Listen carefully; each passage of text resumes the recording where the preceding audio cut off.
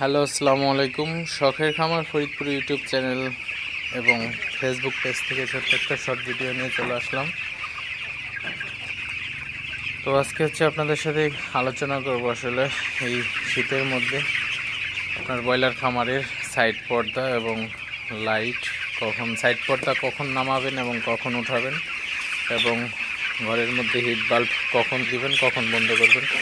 তো এই বিষয়ে আলোচনা করব। তো ভিডিওটিকে স্কিপ না করে শেষ পর্যন্ত দেখবেন।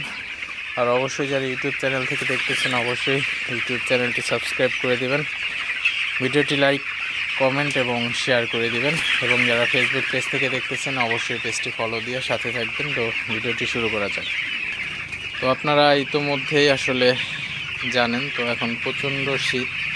তো এই শীতের মধ্যে আসলে ব্রয়লার মুরগি কিন্তু একটা সেনসিটিভ জিনিস।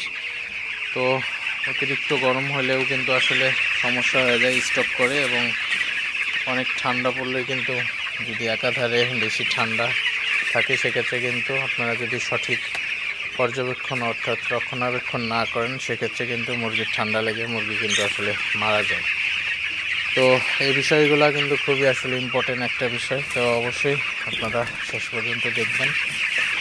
তো আসলে এই শীতের মধ্যে আপনারা যারা ব্রয়লার খামারি আছেন অবশ্যই প্রথমত হচ্ছে ঘরের লিটার ব্যবস্থাপনা এবং ঘরের সাইড পর্দা এবং তাপমাত্রার এই তিনটা বিষয় আসলে খুবই ইম্পর্টেন্ট।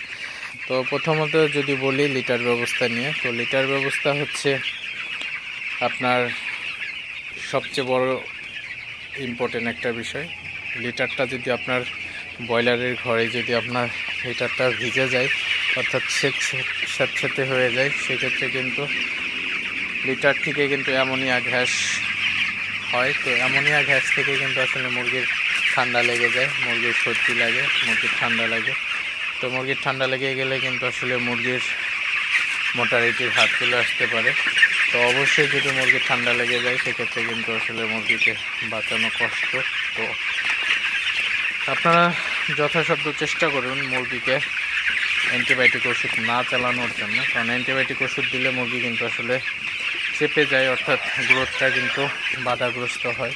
তো অবশ্যই আপনার মুরগিকে যদি আপনার ঠান্ডার ডোজ করেন সেক্ষেত্রে অ্যান্টিবায়োটিক, তো সেক্ষেত্রে ফলাফল কিন্তু আসলে তেমন একটা ভালো হয় না, অর্থাৎ মুরগির যে খাবার অনুযায়ী সেক্ষেত্রে কিন্তু আপনার গ্রোথটা ওইভাবে আসবে না। তো দ্বিতীয়ত যে বিষয়টা সেটা হচ্ছে আপনার ঘরের সাইড পর্দা। তো সাইড পর্দা কিন্তু খুবই ইম্পর্টেন্ট আরেকটা বিষয়। তো আপনার ঘরের সাইড পর্দা যদি আপনি সময় মতো না উঠান এবং না নামান সেক্ষেত্রেও কিন্তু মুরগির ঠান্ডা এবং মুরগির অস্বস্তি এবং ভালো এবং খারাপ দুটি দিকে আসলে বলা যায়। তো ভালো দিকটা আসলে মুরগির যদি সাইড পর্দা আপনি সবসময় নামায় রাখেন সেক্ষেত্রে কিন্তু খুবই খারাপ সমস্যা, অর্থাৎ ঘরের মধ্যে অ্যামোনিয়া গ্যাস জমলে কিন্তু ওই গ্যাসটা আসলে বের হতে পারবে না যদি আপনি সবসময় ঘরের সাইড পর্দা নামায় রাখেন। তো অবশ্যই একটা জিনিস চেষ্টা করবেন, যখন আর কি বিকাল টাইম অর্থাৎ সন্ধ্যার আগে আগে হচ্ছে আপনি সাইড পর্দা নামাই দিবেন ঘরের।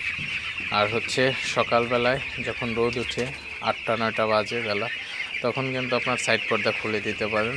সাইড পর্দা খুলে দিলে আপনার ঘরের যদি কোনো অ্যামোনিয়া গ্যাস জমা হয়ে থাকে সেক্ষেত্রে কিন্তু গ্যাসটা বের হয়ে যেতে পারবে।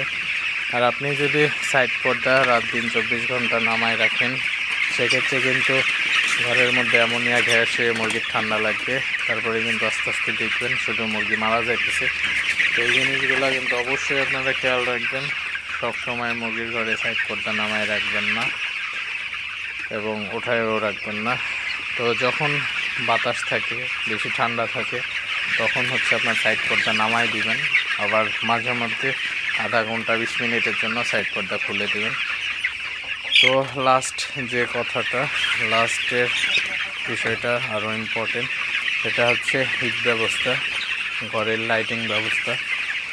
তো এই শীতের মধ্যে যদি আপনার মুরগির ঘরের একদম বর্ডার থেকে যদি শেষ পর্যন্ত মুরগির ঘরের তাপমাত্রা যদি আপনি সঠিকভাবে যদি ঠিক না করতে পারেন সেক্ষেত্রে কিন্তু আপনার মুরগিগুলোর সমস্যা হয়ে যেতে পারে। আপনি যদি তাপটা কম দেন সেক্ষেত্রে মোটারিটির হার বেশি চলে আসবে, এবং তাপটা ঠিকঠাক থাকলে ভালো হবে। ওভার তাপমাত্রায় কিন্তু মুরগির ডিম ধরে যায়, সেক্ষেত্রেও কিন্তু মুরগি দুর্বল হয়ে যেতে পারে। তো অবশ্যই তাপমাত্রা দেখে শুনে দিবেন। যারা নতুন তারা হচ্ছে যদি একটা তাপমাত্রার মেশিন কিনেন, অর্থাৎ হিউম্যানিটি মেশিন কিনেন, সেক্ষেত্রে কিন্তু তাপমাত্রা আপনারা দেখে শুনে আপনারা কন্ট্রোল করতে পারবেন। আর যারা পুরাতন অভিজ্ঞ হয়ে গেছেন খামারি এই সেক্টরে, তো তারা আসলে মেশিন ছাড়াই বলছেন যে তাপমাত্রা এখন ঠিক আছে কিনা। তো আরেকটা বিষয় আপনাদের সাথে শেয়ার করি। তো মুরগি যখন দেখবেন এক জায়গায় অনেকগুলা জড়ো হয়ে গেছে, তখন আপনাদের বুঝতে হবে যে তাপমাত্রা এখন দরকার। আর যখন দেখবেন মুরগিগুলা ঘর ভরে ছিটিয়ে হাঁটাহাঁটি করতেছে আর কি, দেখবেন যে সব জায়গায় সমান তালে হাঁটাহাঁটি করতেছে। তো আপনারা এখন আমার ঘরে যেভাবে দেখতে পাচ্ছেন, মুরগিগুলা কিন্তু কিছু খাবার খাইতেছে, কিছু পানি খাইতেছে, কিছু হাঁটাহাঁটি করতেছে। তো এই পর্যায়ে যদি থাকে তাহলে সেক্ষেত্রে কিন্তু আপনার তাপমাত্রা আমাদের ঠিক আছে। আর যদি দেখেন যে মুরগিগুলো এক জায়গায় জড়ো হয়ে গেছে, তো সেক্ষেত্রে কিন্তু অবশ্যই আপনাকে মুরগির ঘরের তাপমাত্রাটা বাড়াইতে হবে। তো আরেকটা জিনিস হচ্ছে, আপনার এই শীতের মধ্যে আপনার বাচ্চা প্রতি 2 ওয়াট করে বাল্ব দিবেন, অর্থাৎ 1000 বাচ্চা হলে 2000 ওয়াটের বাল্ব আপনার ঘরে দিতে হবে। আরেকটা জিনিস, এখন কিন্তু প্রায় বিকাল 5টার মতো বাজে, 4:30 পৌনে 5টা বাজে। তো এখন কিন্তু আমি এখনও বাল্ব দিছি, তো আমি কিন্তু এখন মাত্র 600 ওয়াট বাল্ব ব্যবহার করছি। তো ঘরের মধ্যে আর কি তাপমাত্রা ঠিক রাখার জন্য আসলে এই কাজগুলো করা। তো সবসময় আমি কিন্তু দিনের ভাগে বাল্ব বন্ধ করে রাখছিলাম। তো এখন বিকাল হয়ে গেছে, সন্ধ্যার আগ মুহূর্তে আমি হচ্ছে 600 ওয়াট বাল্ব জ্বালাই দিছি। এবং রাত 10টার দিকে হয়তো বা যখন একটু ঠান্ডার ভাবটা বাড়বে, তখন কিন্তু আসলে আমি এখানে টোটাল 1800 বাল্ব ব্যবহার করি, 1800 ওয়াট।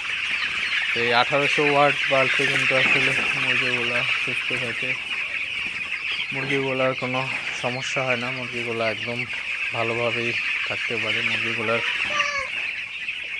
তো মুরগিগুলাকে সুস্থ রাখতে অবশ্যই যে 3টি বিষয় নিয়ে আলোচনা করলাম, অবশ্যই এই 3টি বিষয় আপনারা মেনে চলবেন। ইনশাল্লাহ আপনার খামারে তেমন কোনো সমস্যা হবে না, আপনি ভালো একটা রেজাল্ট পাবেন পরিশেষে। তো যাই হোক, ভিডিওটি আর বেশি বড় করব না। সবাই ভালো থাকবেন, সুস্থ থাকবেন। শখের খামার ফরিদপুর ইউটিউব চ্যানেলটি অবশ্যই সাবস্ক্রাইব করবেন, লাইক করবেন, কমেন্ট করবেন এবং শেয়ার করে অন্য ভাইদের দেখার সুযোগ করে দিবেন। এবং যারা ফেসবুক পেজ থেকে দেখতেছেন অবশ্যই পেজটি ফলো দিয়ে দিবেন। তো দেখা হবে অন্য কোনো নতুন ভিডিওতে, নতুন কোনো তথ্য নিয়ে। সে পর্যন্ত সবাই ভালো থাকবেন। আসসালামু আলাইকুম।